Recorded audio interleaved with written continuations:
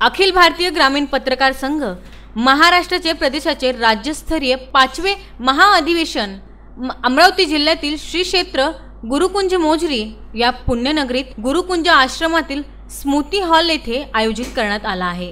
शुक्रवारी पार पडलेल्या उद्घाटनीय कार्यक्रमाच्या अध्यक्षस्थानी अखिल भारतीय गुरुदेव सेवा मंडळ गुरुकुंज मोझरीचे सरचिटणीस जनार्दन पंथ बोथे गुरुजी होते।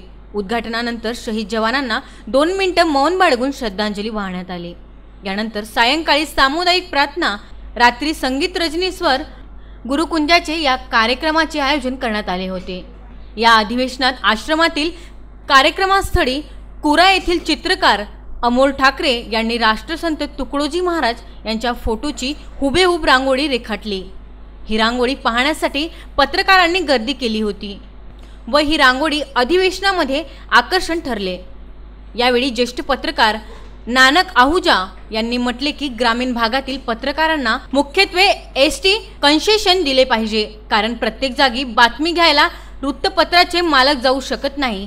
ग्रामीण भागातील नागरिक कसे जीवन जगतात, त्यांच्या समस्या काय आहे याची वाचा ग्रामीण भागातील पत्रकार फोडतो।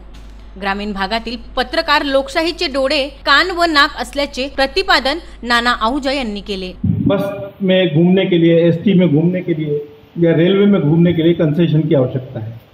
मुझे लगता है कि इन सबको जरूरत है, क्योंकि इनको कुछ मिलता ही नहीं है। इनको कम से कम वो तो दीजिए, इनको बस में कंसेशन तो दीजिए। आंख, नाक और कान है।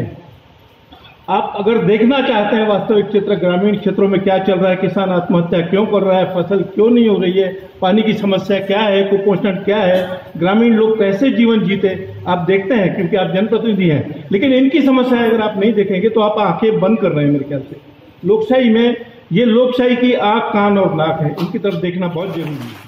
VC न्यूज करता चांदूर रेल्वे येथून शहजाद खान यांचा हा वृत्तांत।